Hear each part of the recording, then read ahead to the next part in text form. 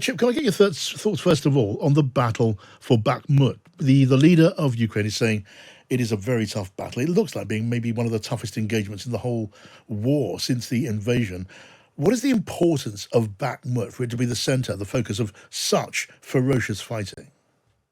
Well, let me start slightly somewhere elsewhere, which will lead on to it. So today is the 32nd anniversary of the liberation of Kuwait, and you might recall that Saddam Hussein there said it was a mother of all battles, and that is the problem with a lot of the analysis on Bakhmut. It is merely a battle which the Russians have been knocking their head against for 6 months.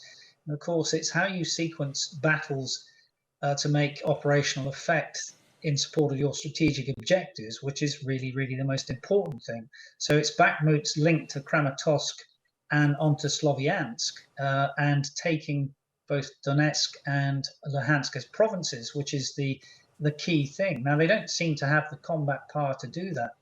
And our old adversary Prigozhin has said this week that it might take 2 years to take both those provinces in the Donbass.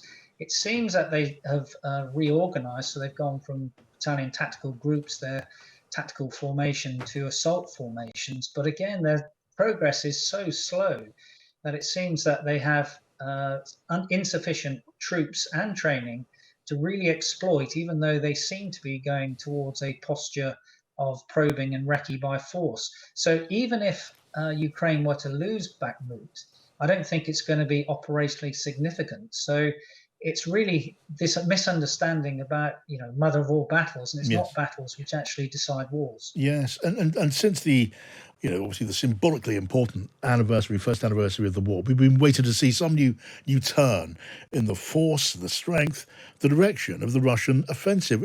It hasn't quite happened, has it, Chip? No, it's not. And the one thing I think has been missing, I certainly expected greater air power to be brought to bear.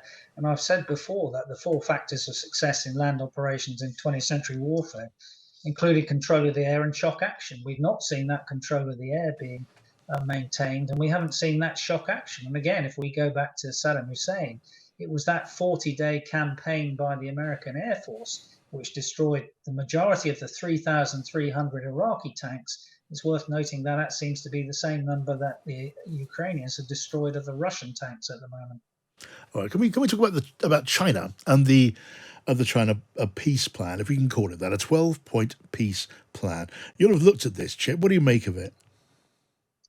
Well, the first thing is the object of war is a better peace, but it's not quite sure what they mean by the better peace in terms of the sovereignty. So the first of the 12 points from the Chinese peace plan is respecting the sovereignty of all countries.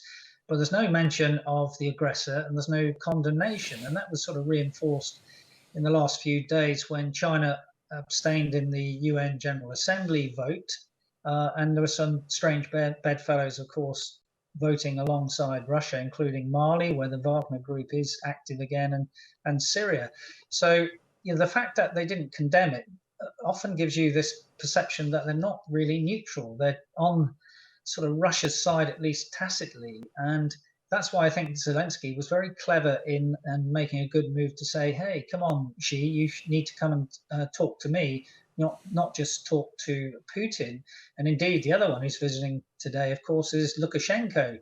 So he's got some strange the Chinese have got some strange bedfellows at the moment. So Yes. partly you can see this as trying to divide the West, but don't dismiss it, because even Blinken, the Secretary of State, has said any proposal that can advance peace is something that's worth looking at. And Peskov has said the same thing. The key thing is what they mean by Ukraine sovereignty, because the Chinese state media seem to be suggesting that there should be a demilitarized zone, which is all the left bank of the Dnipro, essentially all of East Ukraine.